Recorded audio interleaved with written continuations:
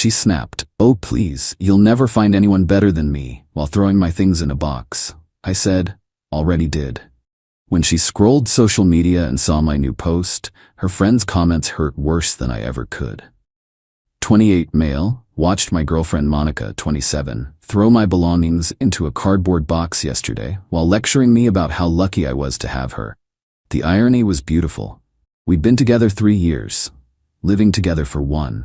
And for the past 8 months, she's been treating me like her personal assistant/ATM emotional punching bag, while constantly reminding me how grateful I should be that someone like her even looked at someone like me.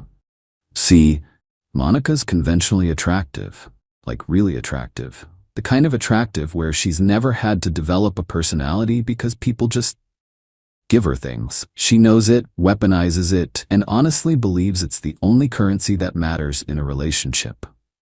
What triggered yesterday's performance? I forgot to pick up her dry cleaning. That's it.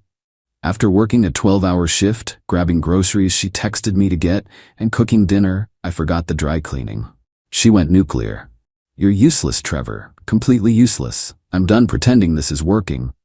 She started grabbing my stuff. My books, my gaming headset, the coffee mug my sister made me, just throwing them in this box while ranting about how I don't deserve her, how she's settling for me, how her ex Dimitri would never forget her dry cleaning. Dimitri. She brings him up constantly, the investment banker ex who apparently worshipped the ground she walked on. Cool. Wonder why they broke up then? Spoiler, I know why. His wife found out about Monica. As she's tossing my things around, she stops and looks at me with this smirk. The one she does when she thinks she's about to destroy someone. "You know what, Trevor? I'm done. We're over. Get your stuff and get out." I said, "Okay." She paused. That wasn't the reaction she expected. Usually I'd apologize, beg, promise to do better. Not this time. "Okay, that's it? You're not gonna fight for us?" "Nope." That's when she laughed. This cruel, dismissive laugh. "Oh please, you'll never find anyone better than me. Look at me, then look at yourself. You're lucky I even gave you 3 years. I looked her dead in the eyes and said, "Already did." The silence was incredible. Her face went through like 5 different emotions in 3 seconds. Confusion, disbelief, anger, more confusion. What's that supposed to mean? It means what I said. I already found someone better. Here's what Monica didn't know. I've been checked out for months. The constant belittling, the comparisons to her ex, the way she'd flirt with other guys in front of me, then gaslight me about being insecure. I was done, but I wanted to leave on my terms, with my dignity intact. I met Jade 2 months ago at a board game cafe. We were both solo, waiting for tables, got to talking. She's a veterinary technician, loves horror movies, has the most infectious laugh I've ever heard. We became friends, just friends. I wasn't going to cheat, even on someone as awful as Monica. But Jade showed me something important, what it's like to be around someone who actually enjoys my company. Monica stood there holding my favorite hoodie, mouth slightly open. "You're lying." "Okay. You're trying to hurt me because I'm breaking up with you. You can think that." I took the box from her, added the rest of my things. Didn't take long. Most of the apartment was hers or ours, aka things she picked that I paid for. While packing, I sent a text to my buddy Corey asking if I could crash at his place. He replied immediately, "Finally leaving the demon? Get over here." Monica followed me around, alternating between insults and accusations. I was lying. I was pathetic. Nobody else would want me. I'd come crawling back within a week. I just kept packing.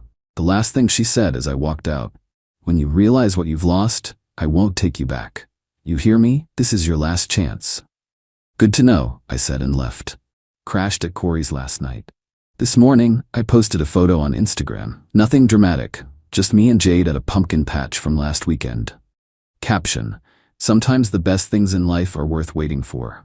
Officially introducing my girlfriend of, well, officially 12 hours, but my best friend for 2 months. Here's to new beginnings. My phone hasn't stopped buzzing since. Update 1. The entitlement has reached astronomical levels. So after my post, Monica went into full detective mode. See, I'd blocked her on everything immediately after leaving, but she has her ways. Her best friend Vanessa started viewing all my stories from her business account. She thinks I don't know it's hers. Monica made a fake account to stalk Jade's profile. And the group chat we're both in for our apartment complex became interesting. But let me back up to what happened right after I posted that photo. Within an hour, mutual friends started texting me. Turns out, Monica had already told everyone she dumped me for being a man-child who couldn't handle basic responsibilities. She'd posted this long thing about knowing your worth and not settling for less than you deserve. Her friends were hyping her up in the comments. Queen, his loss. You're too good for him anyway.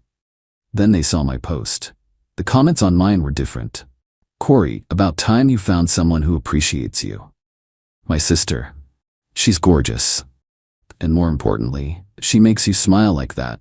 Even Monica's friend Haley commented, wait, you were already dating someone else? That emoji, that thinking emoji changed everything. Monica's narrative crumbled instantly. If I was such a loser, why did I move on so fast? If she was so much better than me, why was my new girlfriend stunning? Jade really is beautiful, but more importantly, she's kind. Monica could never. The texts from Monica started coming through Vanessa's phone. Tell him he needs to come get the rest of his stuff. Tell him he owes me for utilities. Ask him how long he's been cheating on me. I ignored them all, but then came the apartment complex group chat. Monica posted, just a reminder that overnight guests need to be registered with the office if they're staying more than 3 nights a week. Some people think rules don't apply to them. This was weird because I haven't lived there for 2 days. Everyone knew she was talking about me somehow. The property manager responded, this is a reminder that this chat is for building-wide announcements only. Monica private messaged the property manager claiming I had unauthorized people over all the time when I lived there. Plot twist. The property manager called me. Turns out, Monica's been the subject of multiple noise complaints, and the only unauthorized guest they have on record is her ex Dimitri, who she had to register after neighbors complained about him coming over at 2 a.m. repeatedly. While we were together. Yeah, while pretending to be better than me, she was sneaking around with her married ex. But here's where it gets really good. Monica made a crucial mistake. She went to Jade's Instagram from her fake account and commented on a photo from 3 weeks ago. To pic. Trevor's girlfriend here. Well, ex now. Just wanted to warn you, he's a cheater and a liar. Check his phone if you don't believe me. Good luck, hun. Jade screenshot it and sent it to me with. I explained everything. Jade's response? She posted the screenshot on her story with, imagine being so bothered that you stalk your ex's new girlfriend to lie about him. Trevor was nothing but loyal to you while you treated him like garbage. He told me everything, including how he waited until you ended things to make us official. Meanwhile, everyone knows about you and Dimitri. His wife knows. Embarrassing. Everyone saw it. Jade has like 3K followers because of her vet work TikToks. Monica lost it. The fake account started spam messaging Jade, calling her ugly, saying I was using her, that she'd never be as good as Monica. Jade blocked her. Monica made another account, then another. Meanwhile, the comments on Monica's Know Your Worth post started changing. Someone posted, didn't you cheat with Dimitri though? Another, girl, you're stalking his new GF. This is sad. Her best friend Vanessa texted me, Monica wants her TV back. I responded, I have the receipt. I paid for it. She can want all she likes. She says it was a gift to both of you. Then she can take me to small claims court and explain to a judge why she sees harassing my girlfriend while demanding gifts back. Radio silence. Then yesterday, the best thing happened. Remember how Monica always talked about Dimitri? How perfect he was? His wife reached out to me on Facebook. Not angry, just wanting information. Turns out, Monica had been texting him non-stop since our breakup, and his wife saw everything. She wanted to know if Monica and Dimitri were together while we were dating. I told her the truth. The 2 a.m. visits, the noise complaints, all of it. She thanked me and said, she's about to have bigger problems than you moving on. This morning, Monica's Instagram is deleted. Her Facebook is private. Vanessa texted asking if I have any of Monica's things because she needs to go stay with her parents for a while. Turns out Dimitri's wife didn't just confront him. She contacted Monica's job. With screenshots of Monica sending explicit photos to Dimitri from her work computer during work hours, at the law firm where she's a paralegal and he was a client. Update 2. Monica's world has completely imploded, and somehow she still thinks she's the victim. First, the job situation. She wasn't just fired, she's being sued. Turns out, using company resources to conduct an affair with a client violates about 15 different policies, and the firm is protecting themselves by throwing her under the bus. They're claiming her actions damaged their professional relationship with Dimitri's company.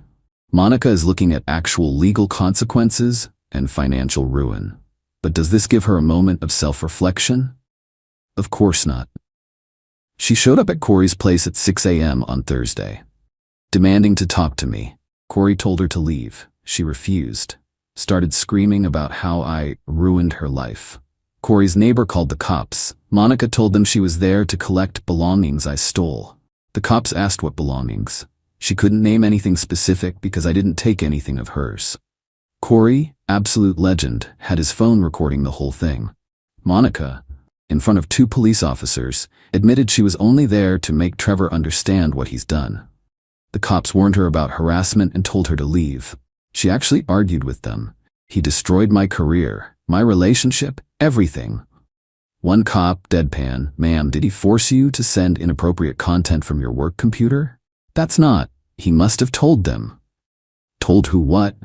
She couldn't answer because the truth was Dimitri's wife found everything on her own. After the cops left, Monica sat in her car outside for 3 hours. Corey's security cam caught everything. She was on the phone the entire time, probably trying to rally support. But here's the thing, her friends are done. Vanessa reached out to me again, not for Monica, but to apologize. She said she had no idea about Dimitri, no idea Monica was lying about our breakup, no idea about any of it. Then she told me what's been happening in their friend group. Monica has been borrowing money from everyone. Hundreds from one friend for car repairs that never happened.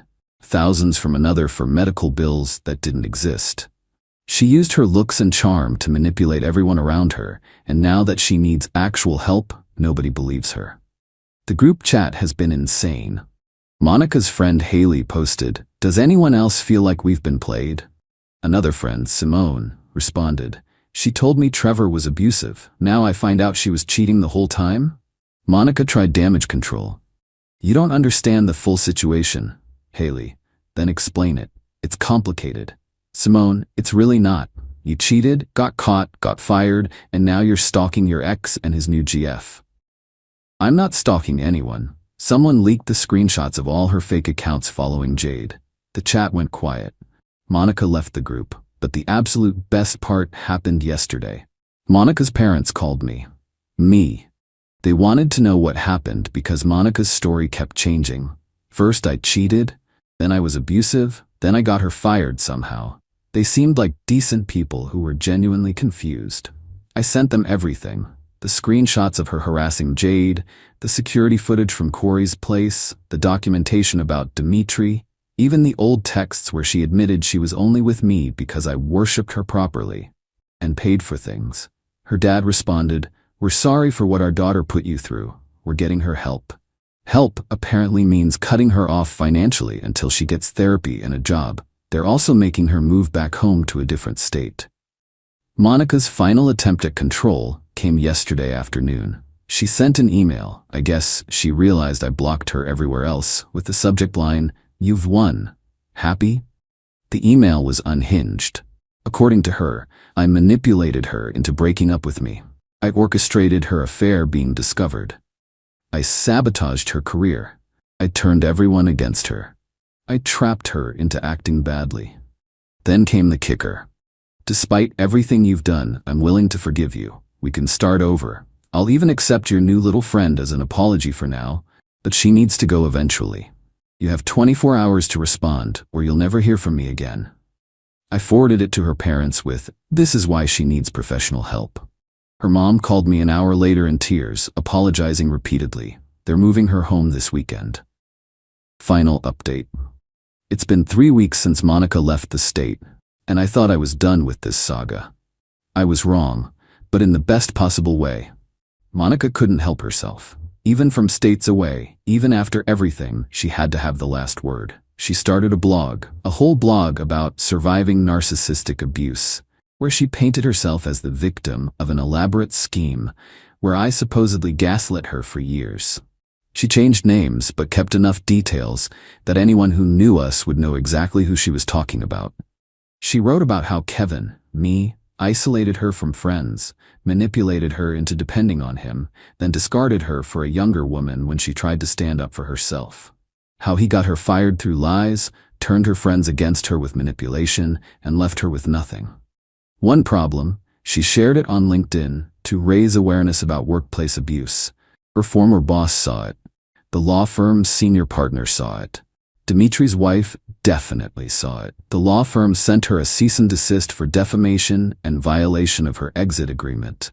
She'd signed something agreeing not to discuss the circumstances of her termination. But that wasn't the best part. Remember Jade? My girlfriend who Monica called little friend? She's not just a vet tech. She also runs a popular TikTok about pet care with 50K followers. She made a video, not mentioning Monica by name, but about people who create their own karma. The video went semi-viral, 2.3 million views. The comments were brutal. This is about that paralegal who stalked you, isn't it? Imagine fumbling a good man, then stalking his upgrade. The delusion is real with some people. But my favorite comment came from someone unexpected. Dimitri's wife commented, "Some people really think they're the main character in everyone's story.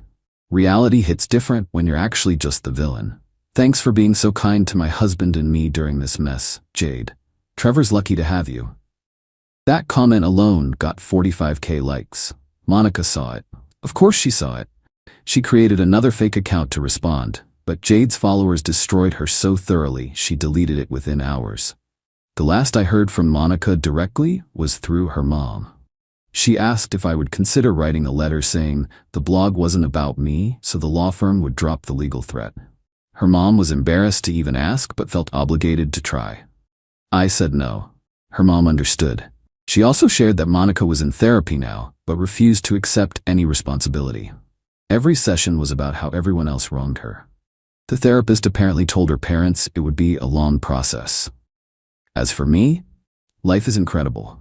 Jade and I are officially living together now, in a new place, fresh start.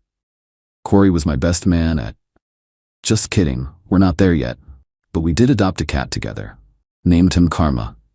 Jade thought it was hilarious. My favorite part of all this? Last week, one of Monica's former friends, Haley, reached out.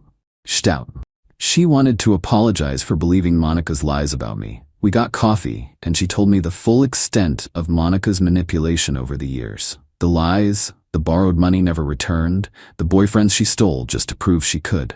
Then Haley said something that stuck with me. She always said you'd never find better than her. But I don't think she realized better didn't mean prettier or richer. It just meant kinder, and literally anyone is kinder than her. Yesterday, Jade and I were at the farmer's market when I ran into Monica's parents. They were visiting the area, and Monica wasn't with them. Her dad shook my hand and said, "I'm glad you got out, son. We're still trying to." Her mom hugged Jade and whispered, "Take care of him. He's one of the good ones." Monica's Instagram remains deleted. Her LinkedIn is gone after the law firm threatened legal action. Her blog was taken down. She's living at home, working part-time at a department store, according to her mom, and still insisting everyone else is the problem. She was right about one thing, though. I never found anyone better than her. I found someone infinitely better. Someone who laughs at my bad jokes, plays board games with me until 2 a.m., brings me coffee without being asked, and has never once made me feel like I should be grateful just to be with them. Monica thought she was irreplaceable because of her looks. She thought better was about surface-level attraction and social status. She never understood that better meant someone who actually likes me as a person. The last time I thought about Monica before writing this was when Jade and I were putting up Halloween decorations. She was dancing to Monster Mash covered in fake spider webs, laughing at her own clumsiness. I remember thinking, this is what happiness actually looks like. Monica said I'd never find better. She was wrong. I didn't just find better, I found everything she could never be. Kind, genuine, funny, loyal, and real. And according to her own friends, Comments on that viral TikTok, the upgrade really said upgraded. Yeah, it really did.